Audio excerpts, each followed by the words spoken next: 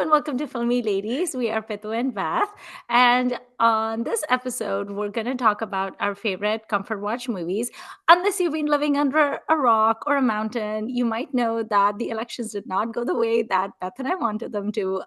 Like a lot of people wanted them to, and we have been in our feelings. I've gotten a trauma haircut. We've all been coping in ways that we can, but one of the best ways to get over whatever negative feelings you're experiencing is to watch movies. Mm, And so I suggested let's watch our favorite comfort watch movie, drown our sorrows, and mm. then talk about it. So the movie I chose is actually Legally Blonde. Yes, I know it's not an Indian movie, but unfortunately, I racked my brain and thought of all my comfort movies, and they all happen to be Hollywood comedies. So I don't know what to say to Interesting. you. Interesting. They literally all of Huh. them. It was like Legally Blonde, Clueless, Napoleon Dynamite, Wayne's World.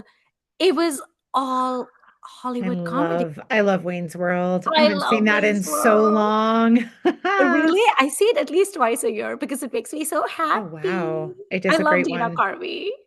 So yeah, but I had to like of all of those, Legally Blonde Yeah. reigns supreme. Yeah. So that is why I picked that one. I am of course a pink person. I have my pink walls, my pink outfit. Like Elwood said, whoever said orange is the new pink was seriously disturbed. I stand by that statement. And so that was my movie. What is your comfort movie, Beth? So this was actually kind of hard for me because I think I'm a comfort TV person more than a Ah, comfort movie person. But I do have my favorites, of course, that I go back to time and time again. And so the one that came to the fore is When Harry Met Sally. I love When Harry Met Yeah. Sally. That's a Yeah. good one. Yeah. Okay, this is so funny. So this episode is basically two Hollywood movies, Yeah. which is okay. Yeah. I mean, we're filmy. That doesn't mean we're only into mainstream Hindi films. Yeah, So of course. we're Yeah, filmy ladies. that's a good one. I like When Yeah. Harry Met Sally. Yeah. Okay. So you said typically it's comfort TV for you. So is that like, is it Northern Exposure?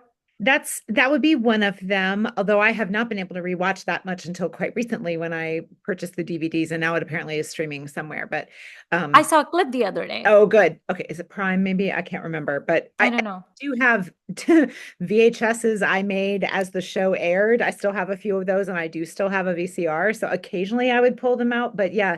So I haven't had access to it enough for it to be a comfort, but I think it will be going forward. Mm. Um, I One of the things I watch a lot of is British mysteries, and I think I take comfort in something getting solved, because usually we figure out who did it. And even if you don't catch them or they're not, like, I don't care about the legal aspect. I don't care about being Mm. convicted. I don't care about courtroom stuff, I mean, but I care about the solving. That's much more Mm. satisfying to me. Like I don't watch courtroom dramas really, but I like a detective show. Although So only then so you would like any Holmes and Watson combo as well then. Yeah, I have not experimented too widely with those, but in theory, I certainly do. Yeah. Right. Okay. But when it came to films, like this really did come to the fore for me. But there are other films that I love and watch a lot that are not necessarily comforting, other than that Mm. they're familiar, but they're not really comforting beyond that. But this just feels so good to me, even though it is not representative of my lived experience. I love what it says, and I feel like there's a lot of ideals in there that I appreciate Yeah. and kind of wish were more true in more people's experiences. So I Yeah. just do love When Harry Met Sally. A lot of it, I think, too, like with comfort movies, is not necessarily that they're relatable. Like, hello, No, I am not from Malibu. right. I did not grow up in Southern California. I certainly am not blonde, and I do not belong to any kind of sorority. I do have a dog, but it's not a Chihuahua. And you do have a Um, Harvard Law degree, of I do, of course. I have a course. Juris Doctor. Of course, I got a 179 on my LSATs. Why wouldn't I? Um, but I think like with comfort movies, it's just something that brings a smile to your face and Yeah. just it feels nice and it's a good escape from the news and from social media. And it's just like it's a good escape, I think. So what about When Harry Met Sally do you love? Um, so I saw this movie when it was in the theater. So 1989, I was a freshman in high school. So very, very like it landed on very fertile soil. You know what I mean? Yeah. Like it was very much in a mood to be shaped by this kind of thing. Wait, was I actually? I think I was a freshman in high school. Or approximately, no, I would have just finished between freshman and sophomore. Anyway, I was 15 years old, like perfect, to shape unrealistic expectations of romantic relationships. But I think it's very, very funny. It gives a very comforting concept of what New York City is like. I have never Hmm. lived in New York City, but I imagine it's not particularly like this, as No. New York City are. But it has that one of the versions of New York that I think is present in American popular Yes. imagination, which is this sort of safe, but ever stimulating and yet comfortable place, which, and to be constantly stimulated, but also be comfortable, that sounds Hmm. great. That Yeah. sounds amazing.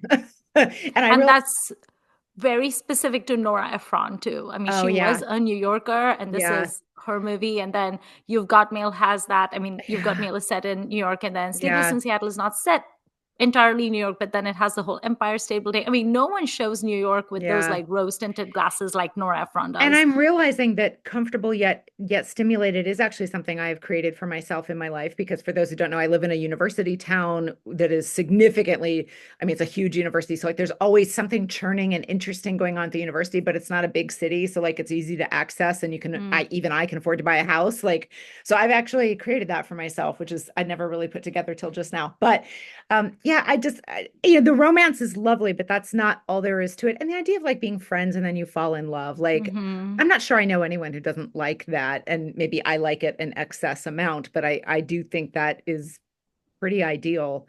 It's really lovely. Their apartments are nice. The fall trees, and I mean our autumn in New York, right, is a thing. Like that's beautiful. The whole, going to a New Year's party that you don't really want to go to, that's relatable. Like Their outfits. their outfits are pretty perfect, but also attainable in a way. Like you Yes. could put on the hairy sweater, or Hmm. when Meg Ryan's wearing like a blazer and jeans with the crossbody bag, like Yeah.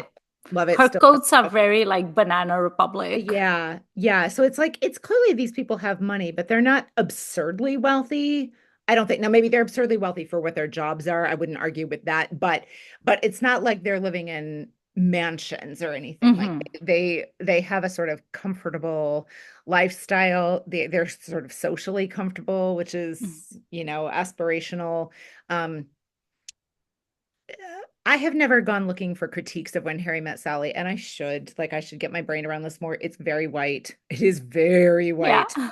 It is classist, um, as are many of her movies, I suspect, when I think Mm. about them.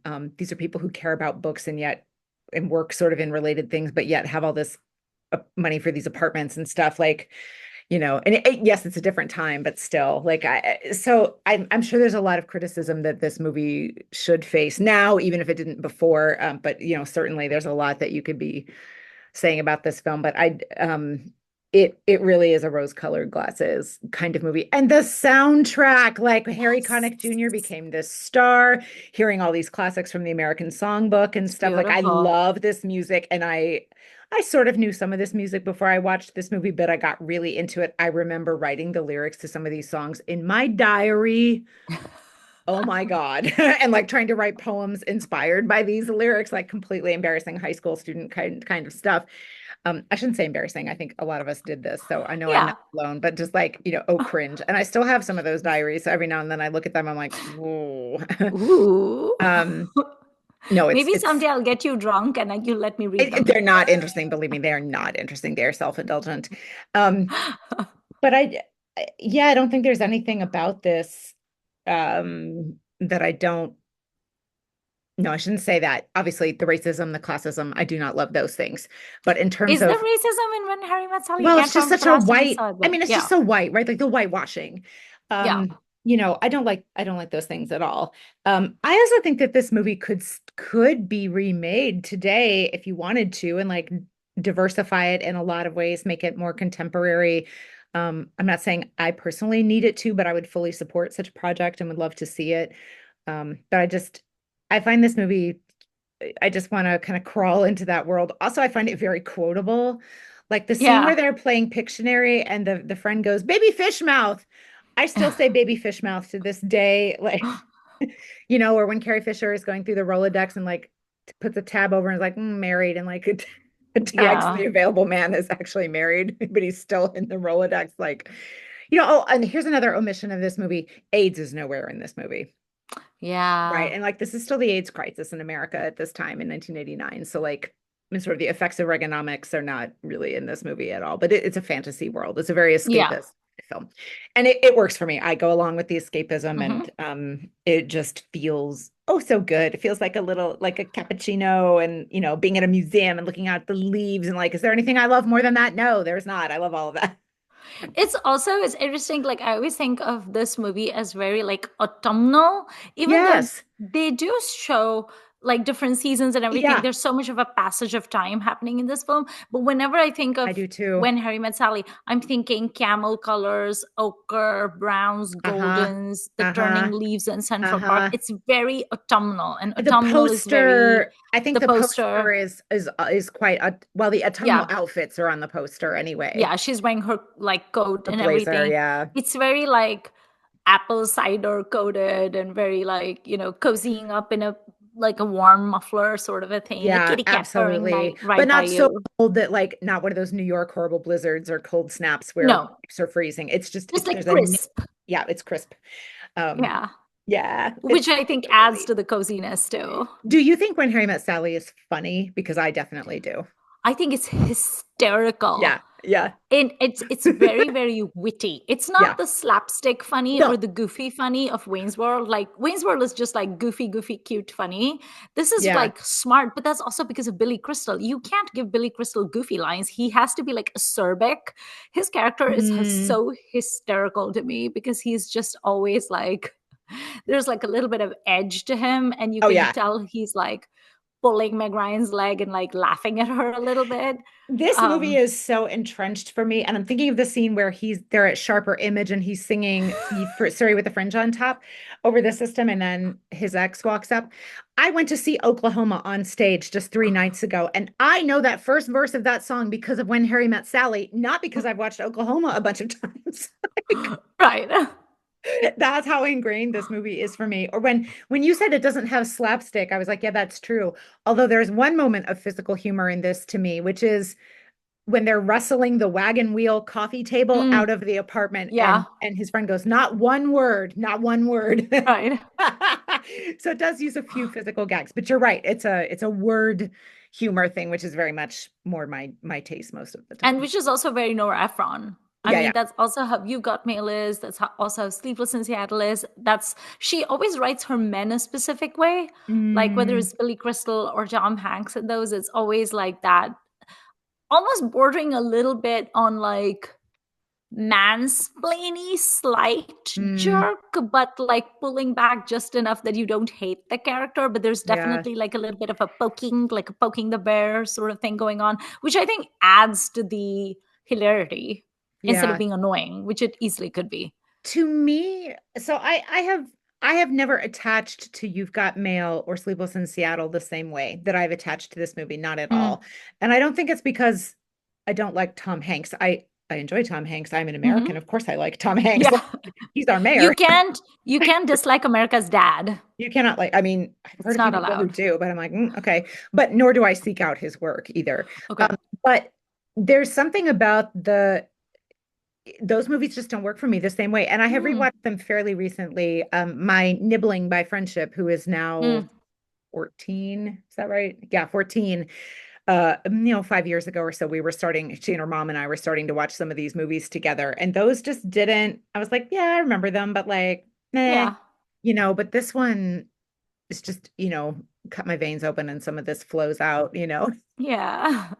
And I appreciate the Hindi remake of this movie, which is, of course, Humtum. yeah, which I like that they tried it. I don't think that that movie is particularly successful, but I don't Yeah. hate it. I don't resent the effort. I think the friends to romance thing works really pretty Hmm. well there, perhaps owed to the good chemistry of Seth and Ronnie, who are a pair Hmm. that I really like together. But it's not a patch on this to me. It's And I should say that might partly be for me because I can't get the verbal humor without the interlayer of subtitles. So maybe if I understood Hindi better, I would like this a little or like find it more successful, but like it's okay for me. But you're I giving it don't a big head know shake. if you would. Yeah, I mean, I'm fluent in Hindi. I don't need Yeah. subtitles or anything. Humtum is not a patch on When Harry Met Sally, mostly because it's just not as well written. The Yeah. characters are not as well written. The acting is fine, but again, Seth is no Billy Crystal. No. I think Rani Mukherjee is actually fairly good. I kind of think she is equally as good as Meg Ryan is, but the writing really lets it down. And Humtum does not have quotable lines. Uh, It's not as intelligently made as yeah. When Harry Met Sally is. And I don't think they put as much effort in it. I also think they like put too much glitz. They made it very cutesy, which is irritating to me Yeah, because this is not cutesy. When Harry Met Sally is a movie about two adult people and it's made for adult Yeah. people. And when Harry Humtum doesn't know who it's catering to, like there's parts of Humtum that are very like teeny boppery. Like what is that terrible song Mm. about Shona or whatever? Oh And yeah. then there's those bangs Rani has. There's parts of Humtum which are very cringy. So no, I Yeah. dislike that movie intensely. I forgot I want to share my favorite line from When Harry Met Sally because I think Okay. it's not one that I hear other people talking about a whole Mm. lot, which is I do enjoy the little interspersed documentary clips of the or Mm. fake Oh, documentary clips from the older yeah. couples who are talking about their past. And there's that one where the couple kept almost seeing each other but didn't, and the woman always burst in, "We never met." And so funny. So I will interject that into conversations fairly often, just like, "We never met." Right. That is also the scene that Yash Chopra copied in is it in Dil To Pagal Hai where he has those two scenes of like couples on the bench Mm, and they're talking about how they met. I think maybe, it's Dil To Pagal. It's definitely a Yash Chopra film where he did that. maybe. Um and I like that effort. I mean, I know it was copied from this, but at the Yeah. same time I thought it was funny and appreciated and those were clearly Well, like and like, real where life better than a couples. Yash Chopra film for people to talk about their romances, right? Like, it's a great Exactly. technique. I don't know if it's unique. I don't know if Nora Ephron invented that for this movie or not. Like, I can imagine that's a thing that exists in plays or wherever, Yeah, right? But it's just, and I also love but when it's Harry's fun. like, when you realize you want to spend the rest of your life with someone, you want the rest of your life to start as soon as possible. That's so sweet. And doesn't Yeah. have to just be about a person. Like when you realize you love a thing, you want to get right to it, Yeah. it's I a good energy from Harry. Yeah. I also really like Carrie Fisher in this movie. Like I she's so know. adorable. She's And then great. the whole like the guy is never gonna leave his wife for you. And she's like, I know, I know, I know. I mean, it's like how many times have we met people like that in our lives, right? Where we're like, Um, girl, you gotta let go. Like yeah, just you gotta stop enough. And they don't listen. They don't listen to no, you. And it's I very hard always to feel listen. like this movie in that scene where I'm like, When I like that it took her meeting someone that to her was exceptional to dislodge that, like that, I have experienced that. I'm mhm. no great genius when it comes to these things. And like that feels really, I'm like, oh yeah, even grown-ups. I mean, I'm older now than she is in that film by a long shot, but like that's very relatable to me that like Yeah. you're just clinging on to something even though but then part of you just doesn't want to give up for whatever reason like that. I don't know. It's Yeah. pretty. I think that's one of the things about When Harry Met Sally, isn't it? It's like it's very relatable, even though Yeah. these people don't live the same lives that we No, do. no. But we get them. Like I could be Hmm. friends with Meg Ryan. I could be Uh-huh. friends with Billy Crystal too. I could be Hmm. friends with Carrie Fisher. I could be friends with most of the people in this film, and I Yeah. feel like I would get them. There's nothing outlandish. There also aren't very many people in this film. So there's Yes. basically only the four, except for a few exchanges here and there with exes and whatnot. And I really like that about it as well. Like Hmm. the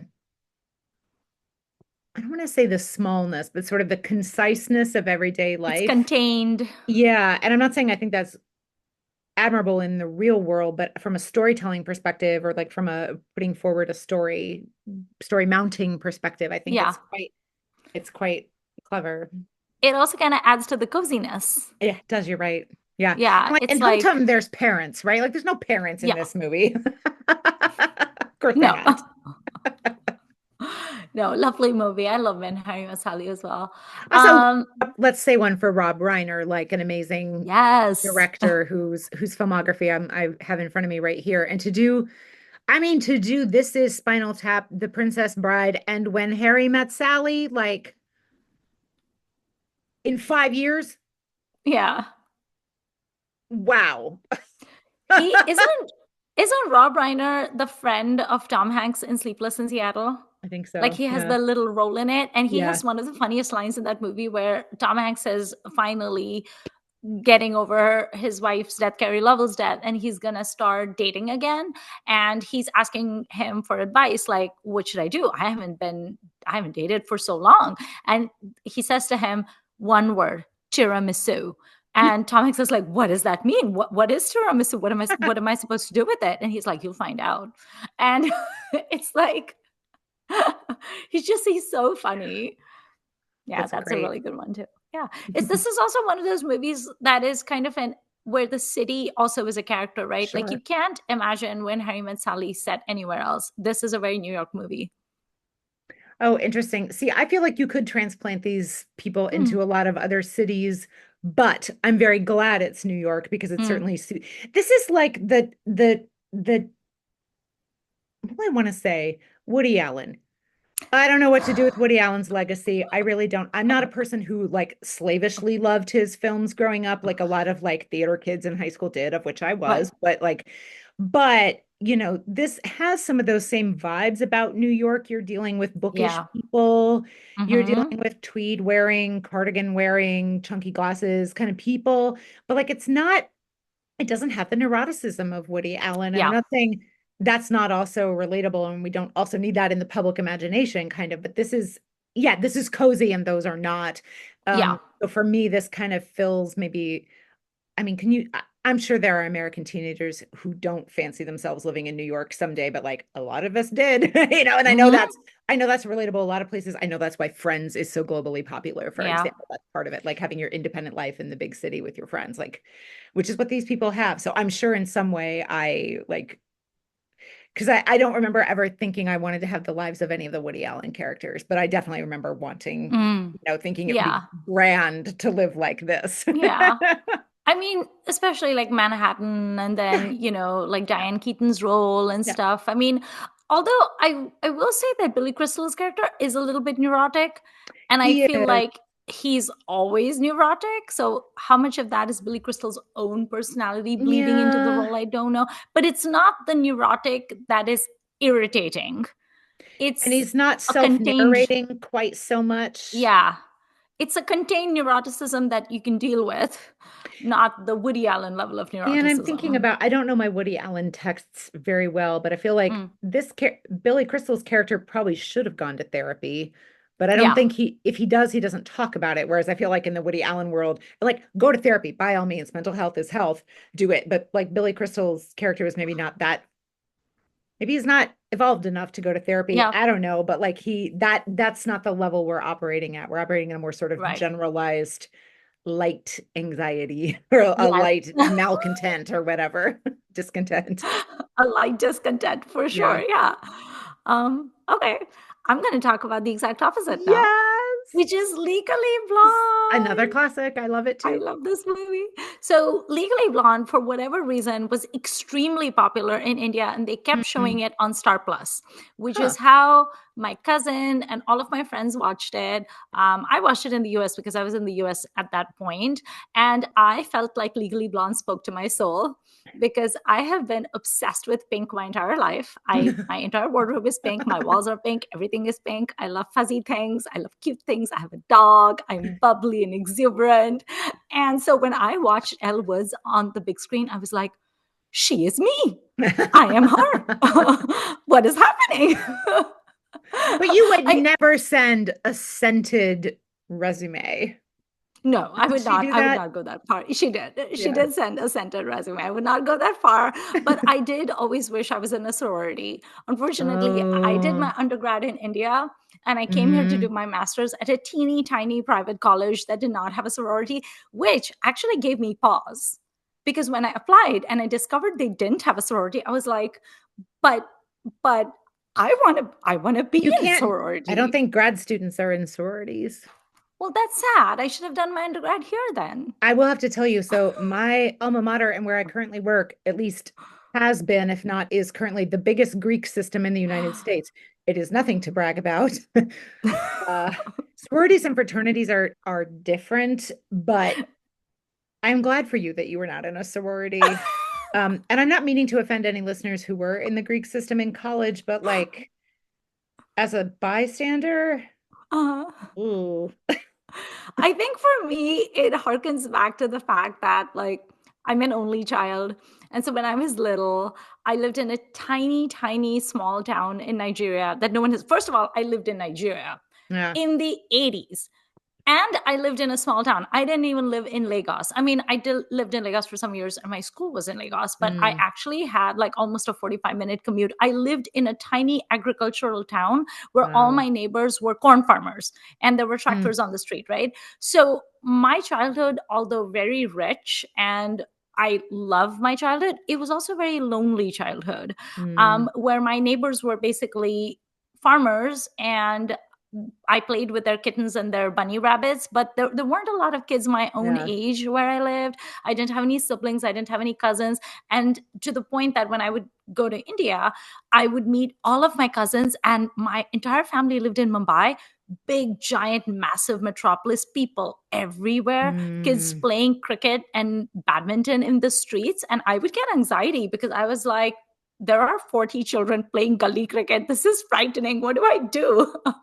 So there was this push pull where it's like I was nervous around big groups of people, yeah, especially kids, especially because I had like a strong, thick accent and no one understood what I was saying in mm, India, but also a desire to be part of them. Like I was always kind yeah, of the outsider looking in. yeah, So to me, the whole idea of a sorority was so cool. It was like you get to live in this sort of dorm with all these girls, and they're all your friends, and they're all your sisters, and everyone's braiding each other's hair and painting each other's nails and talking about boys. And I was like, that sounds like the dream life. So that's kind of what I wanted for myself. And so when I mm, watched Legally Blonde, I was like, yes, this is what I want. I want these friends. And I am happy to say I have created that life for myself now, not in a sorority, but I do right, have a massive group of girlfriends, and we do like love each other and we'll do yeah, each other's hair. And, it's great. I love it. But that film kind of gave me a glimpse of what I wanted. yeah, Like I wanted that sort of community of girls and kind of like that idea of like sisterhood. I hmm, really wanted that. And one thing I really love, I mean, the main thing I love about Legally Blonde, past the sisterhood concept, is I love that the movie is about don't let other people tell you what you can do. You decide what you can do. And you have to go for your dreams, and you can't let anyone stop you, but also stop questioning yourself, stop mm, doubting and judging yourself. And just if you want to do it, put your mind to it and you can do it. And as long mm, as you have those like good intentions, you're going to succeed. Because Elle's character, Reese Witherspoon's character in this movie, is someone who is born to privilege. Like she says, I grew up in Bel Air. My house was opposite Aaron Spelling's house. Uh, and so, but she has never been expected to achieve anything right, in her life. And her dream is to be Mrs. Warner Huntington the Third. And that's all she ever wanted, kind of, yeah, like basically to become like a lady who lunches. But hmm, she also has such a sharp mind. And her reason for going to law school is such a strange one. Like she wants to go there because then Warner Huntington the Third will be attracted to her. yeah, But then she ends up kicking his butt and kicking the butt of everybody in that law school by being like really awesome. It's also an interesting movie because it's very much about being the other and about all mm, the otherization that people do, right? Like, and how mm, those tables are turned. Like, you have, sort of the nerds who look down upon these people, and the popular kids and the jocks look down upon these people, and the cheerleaders, and all these cliques that people yeah, have, and looking at people's first impressions and not wanting to be friends with someone, or not wanting to accept someone for like superficial reasons. And I love there's a scene in Legally Blonde where all the girl law school students are being mean to her, like hmm, Selma Blair and everyone else. And she literally says to them, if you were in if you were in my college, if you were in CULA or whatever the fake fictitious colleges that she belongs to, I would never be that mean to you. Like I would actually accept you. So I like that she's a kind person at her core. And even yeah, though people laugh at the pink and the silliness and the bubbliness and the exuberance, she manages to sort of like infect them with her good naturedness. And they all sort of like come yeah, around. yeah, Um, So I like that movie because I feel like it was not only a thing when I was a teenager, but even as an adult, we see so many people, and I'm sure we do this too, where we look at someone and we decide we don't want to be friends with Oh, that yeah, person for whatever stupid superficial reason, right. right? And I like that this movie kind of encourages you to look past that. Like, you can be friends with that person, just talk to them like a normal human, and there's something you're going to connect on, and don't like silo yourself. So I Yeah. really like that this movie is like, you almost think it's going to be a movie about being cliquish, but it's really not. It's about, let's not have cliques and let's all Mm, just kind of be happy and nice to each other. So there's a lot of really good things about this movie that I like, but yeah. also the sisterhood aspect I love. It's as much a fantasy as When Of Harry Met course, Sally in a way. But definitely. I like what you're saying about the sisterhood and how she creates a new sisterhood for herself where Hmm. she goes, and it very much reaches across class borders, boundaries, right? When she Yeah. befriends Jennifer Jennifer Coolidge's Coolidge. character. I love Who's so Jennifer amazing. Coolidge Oh, so I know. much. I know. The whole bend and snap thing is hysterical. So I funny. was reading some trivia about it, and it seems so. This movie is actually adapted from a book. It was written, Hmm. yeah. So the author, I forget her name. I think it's like Amanda Brown or something. Hmm. I'll have to look it up. So she was actually this person who wore pink head to toe and wrote with a fuzzy pen, and her favorite magazine was Elle, and Nice. which is why the character is called Elle Woods. And she went to Nice. Stanford Law School. And when she went to Stanford Law School, nobody wanted to be friends with her. And she was kind of like a Hmm. pariah, and everybody hated her. And so she started writing letters back home about how no one Ah, wanted to be friends with her. And then she made that into a novel, but none of the publishing houses were interested in it. But there was a producer, a film producer, who helped her make that into a script. wow. And she actually sent the manuscript on pink paper, which That's is how hilarious. it even got looked at. So Wow. it's actually based on a book and her own experiences at being sort of like othered and treated poorly and stuff. And she talks about it where I read an interview of this author where she talks about how there's this idea of like, there's the studious people or the intellectual people, and sort of like the pretty people or the people Mhm. who take care of their appearances. And if you're pretty and you take care of your appearances, then you're clearly stupid and a ditz, Mhm. and you're going to be, you know, underestimated, which is what happened to her. Like, she got into Stanford Law School, but everyone was like, oh, she's clearly dumb. Yeah. um so I was reading that when they were writing the movie script, the script writers, they were all in a bar and they were all drunk, and at one point someone invented the bend and snap, and they were like, we should have this in the movie. And then that's how they did the whole choreographed dance with the Love bend and it. snap in it, Love which is it. so great. Speaking of Jennifer Coolidge, you haven't seen White Lotus, right? No. Oh, she is the best thing about White Lotus. And she has this iconic dialogue in it: the gays are trying to kill me. Which I've seen on like tote bags and everything. So there's stickers you could add. But Jennifer Coolidge has been like awesome since the Yeah. beginning of Yeah. time. She's amazing. Um, she's so good.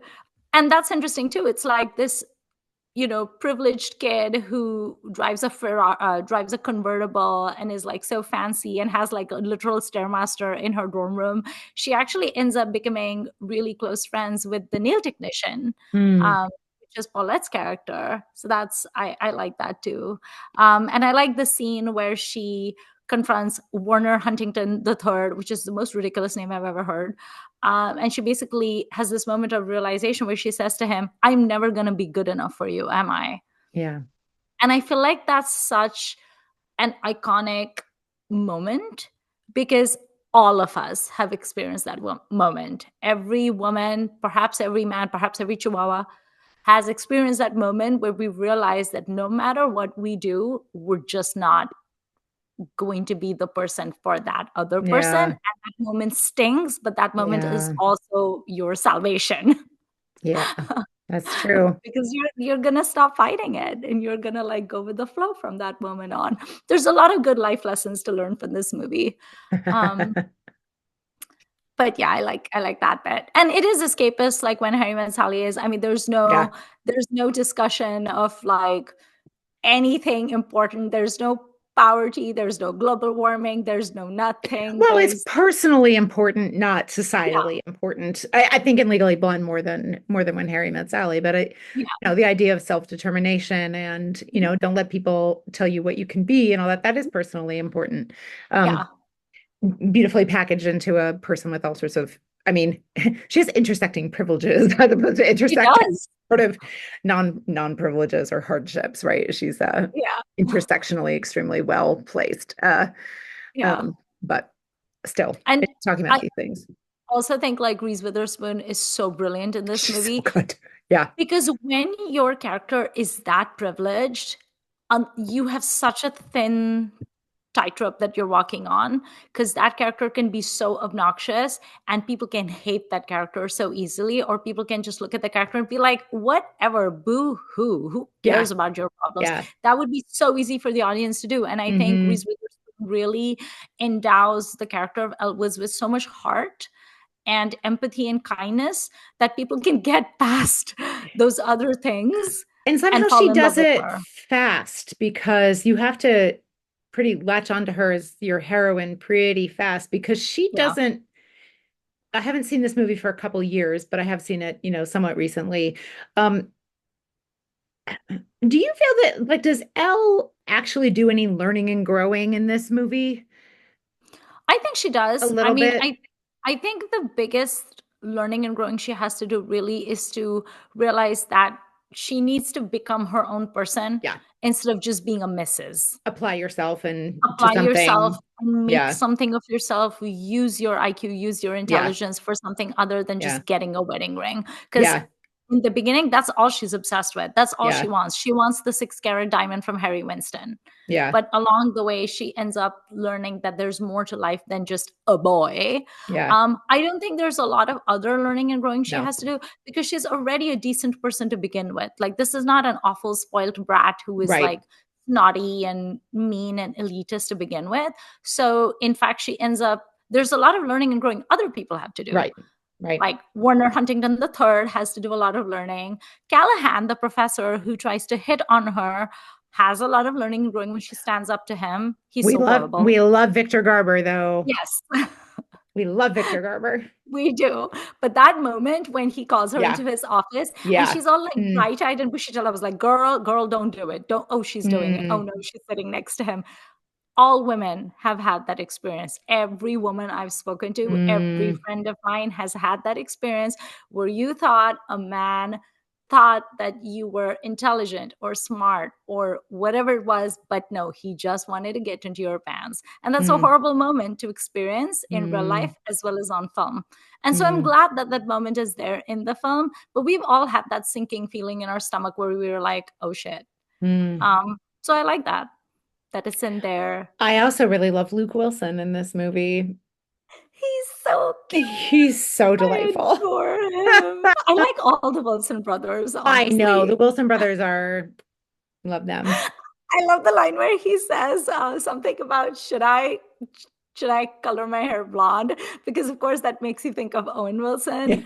Yeah. But yeah, the Wilson brothers look so similar. Hmm. Like, it's so shocking. It's like the Baldwins. It's like you look at them, Hmm. that's a Baldwin. But yeah, the Wilson brothers are also in another movie I really love and is a comfort watch, which is the Darjeeling Ah, Express. uh-huh. I love that one. And then I also love Royal Tenenbaums. There's Hmm. so many good movies with Oh with yeah. Wilson or two popping up. Apparently, I read that 2 years after Legally Blonde came out, Wilson was doing a movie with Will Ferrell and who was the other actor? I can't remember who the other one was, but they kept calling him Legally Bland on sets, Rude. which I thought was hysterical. Very funny though. Very funny. Yeah, he's adorable in this movie. I love Mhm. how he's always like shook by the things that Elle says. Yeah. And the Yeah. Selma Blair's character also experiences a lot of learning and growing. She goes from Hmm. being a mean girl and a very "you can't sit with us" literally when she Hmm. doesn't let Elwood sit in their studio, in their study group. She Yeah. literally goes from that to towards the end. The movie tells us that Elle Woods and this character Vivian Kensington become best friends. Yeah. Jumps Warner Huntington III, which is great. So it's like there's a lot of learning and growing happening with a lot of characters. And then Paulette, of course, gets her bulldog back, which is very nice. Hmm. Um, it's just it's a sweet, feel good movie, but it It does is. have an empowering message to it as well. Someone actually said that this was Gen X's Barbie movie, which I agree. And Oh, I'm Gen X. interesting. So yeah. Hmm. I have to think about that. I don't disagree. I just would need to think Right. about it. Because first you'd have to be like, okay, well, what is the Barbie movie? Right. So then how can you transplant it? Yeah. But And then I was gonna say something else about Reese Witherspoon. She's so good in this movie, but she's also yeah. so good in Election. I think Yes. Election, Oh gosh, that's a great movie. Tracy Flick, that character is Wicked. I love it. amazing. She's so She's great. so wicked. I'm Yeah. gonna say the same line I said about Amrita Singh in our Amrita Singh episode. When she's good, she's good. When she's bad, she's Hmm. amazing. So Hmm. I love Tracy Flick so much. And Yeah. actually, Reese Witherspoon said in an interview that MGM really did not want to cast her. Ah. Um, because it was the writer and the script writer, they're the ones, and the director who really wanted Reese Witherspoon to be Elvis, and MGM was not convinced because some of the producers at some of the people at MGM thought that she was gonna be like Tracy Flick in real life. And obviously she wasn't. I was like, have you people heard of acting? Like there's a thing called acting. But she's great. Yeah, I can't think of anyone else having done this role. Apparently, Katherine Hmm. Heigl, Cameron Diaz, I think a bunch of people, Christina Applegate, Britney Spears, Oh.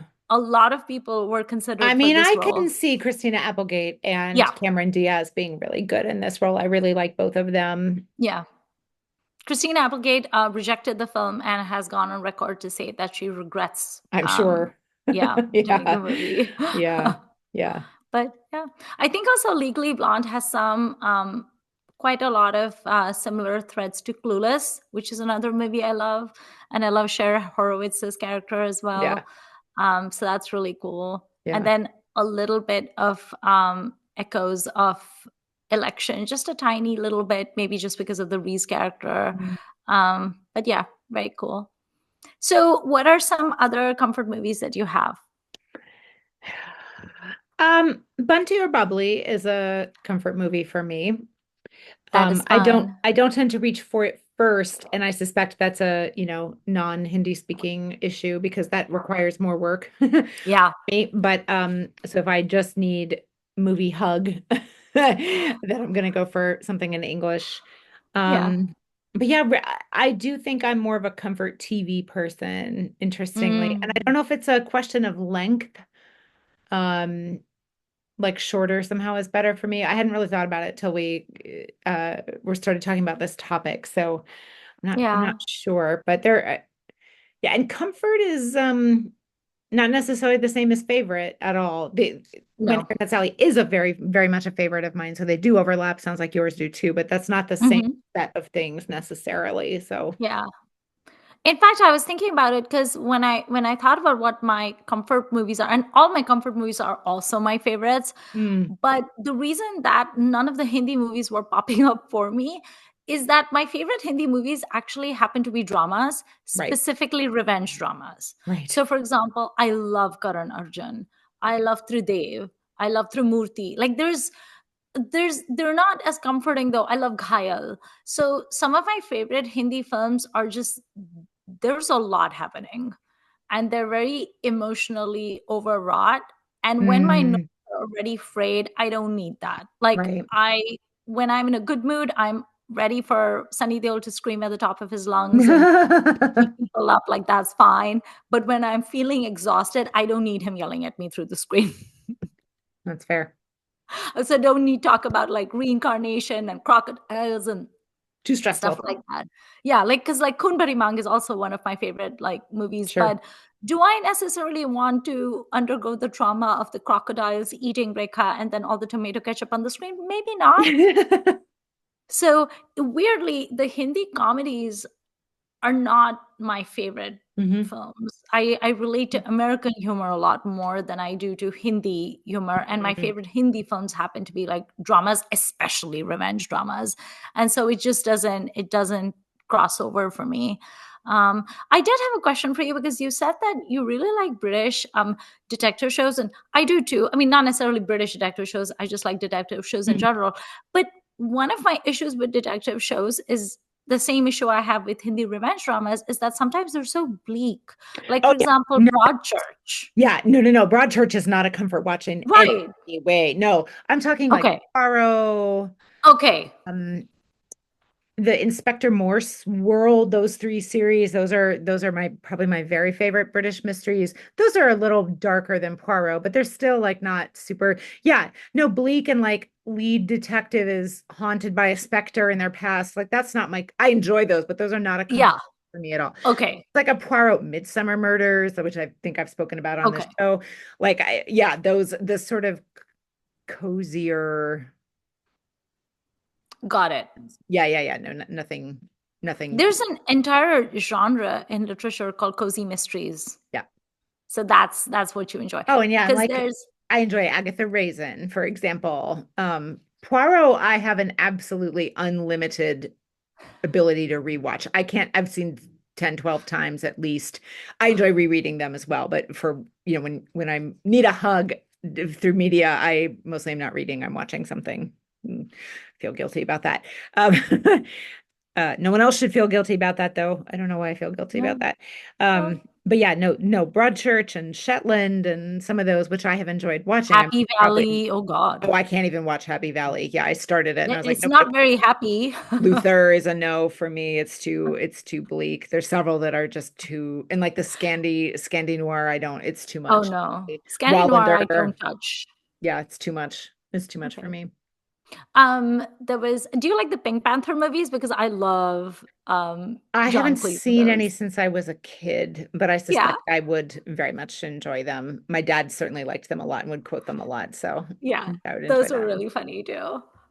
Peter Sellers was hysterical in Mm, those. We used to get hmm. those a lot on BBC Africa. Like they Sure. would show those on Yeah. TV, and so I would always watch those. Those Yeah. were really funny too. Yeah. Yeah, I feel like if I was watching detective anything that was comforting, it would be that. Yeah. Mostly That's because it's fair. like chill and goofy and also associated with my childhood. Hmm. Okay. If you had to pick a Hindi movie that was comforting, what would you pick? Um, I mean, you already said Bunty or Bubbly though. yeah, that's definitely one of them. Chuck Day is pretty comforting to me. Yeah. Um, I did think about this ahead of time and nothing was really springing to mind super much. Um, this is a slightly different vibe, although I do also find it comforting, is Aya, which I know I've talked about on the Yeah. podcast before, but it's so funny to me. I love the way it resolves. So I can't quote it since I don't know Hindi, but I can recall moments, like visually quote kind of in my Yeah. head, so that it it it ticks a lot of those same boxes. Now I can't say I've seen it a million billion times, but four or five. Oh my gosh, I just thought of another comfort movie and I cannot believe I didn't think of it till now. The Which one? Sound of Music.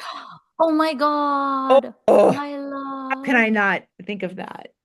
so good. That is so Ah, good. ah, I love Mary Poppins almost as much as I love Sound of sure. Music. So good. We were actually my husband and I were hiking with our dog this past weekend, and for some reason the topic of Julie Andrews came up, Ah. and we were just talking about how radiant and she's just radiant in those movies, so good. And then we started talking about Audrey Hepburn in My Oh Fair yeah. Lady, and those musicals were just like amazing. And then I started talking about Audrey Hepburn in Sabrina, but all of those movies are adorable.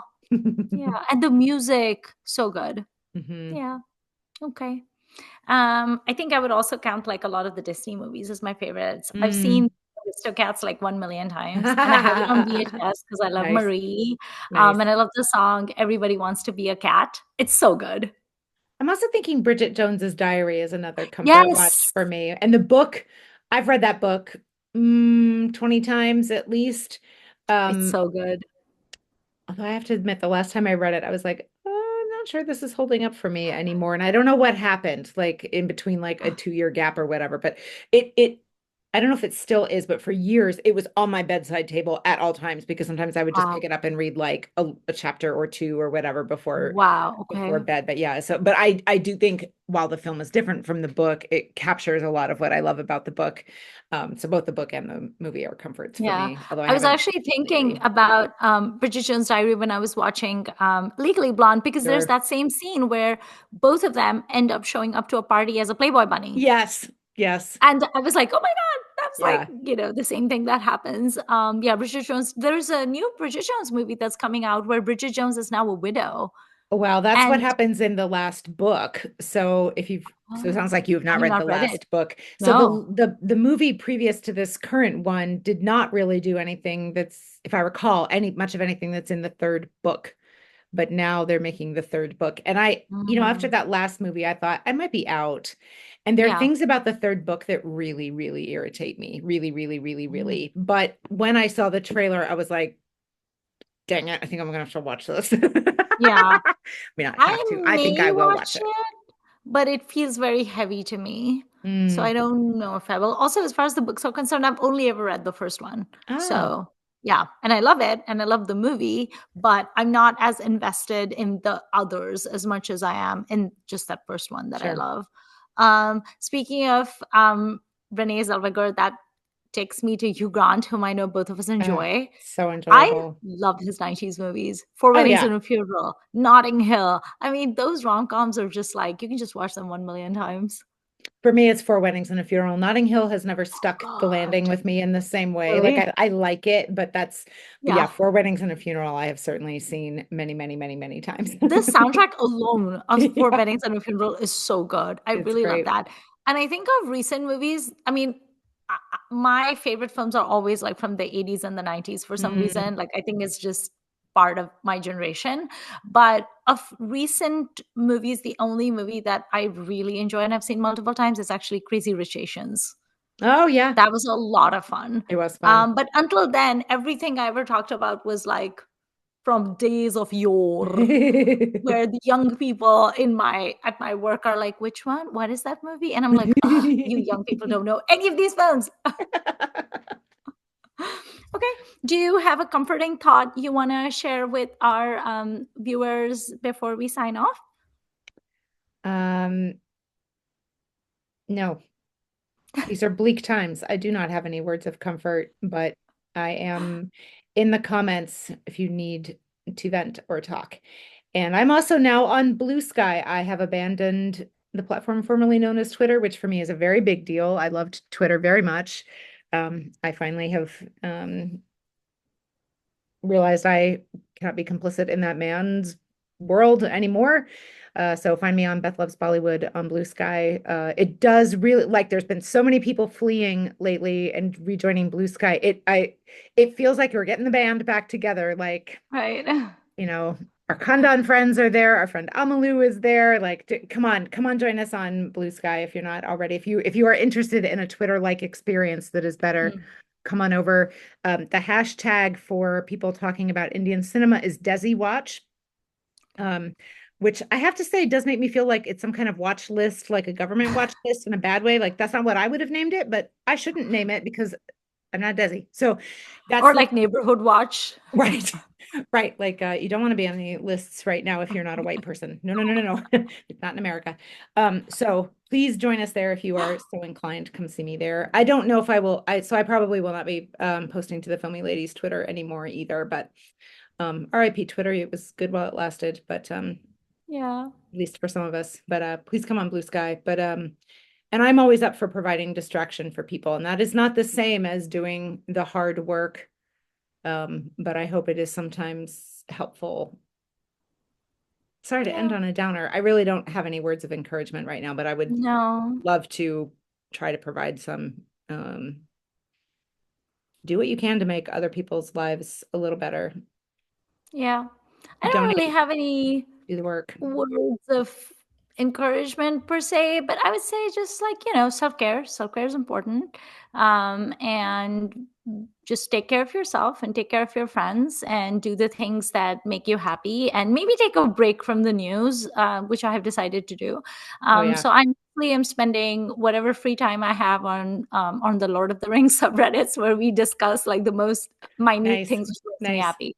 So I'm Nice. just spending a lot of times with my fellow nerds, and that gives me joy. And watching fun movies and cuddling my pets. I also want to say that I was messaging with a friend in India, and I hadn't talked to him for a while, and he said, "How are you doing?" And I said, "Well, apart from the political apocalypse, I'm okay, I guess." And he said, "Well, as someone who's been in an political apocalypse for quite a few years now, welcome." And it reminded me that I don't mean to be um solipsistic in my worldview about like, oh no, America really is horrible right now. And obviously it has been for quite some time. This is not new, but this particular incarnation feels a little new, and the sort of level of hopelessness feels new. But I know many people in the world have dealt with this and worse for a very long time. So my apologies for sounding Amerocentric. That is where Pitu and I live. That is what, we are facing as women of various privileges and various non-privileges. And forward we try to go. Yes, and also whoever said that orange is the new pink was very wrong and delusional, and I'm not a fan of orange people right now. Neither Oompa Loompas nor Chief Oompa Loompa. Color Anyway. orange good. As I saw on, I forget where I saw this joke. It may have been Blue Sky. That's not a cabinet, it's a junk drawer. It's a bunch of orange peels Amazing. festering and rotting. Amazing. Anyway, Ugh. all right, we will see you next week. Thank you for watching Filmy Ladies. Bye.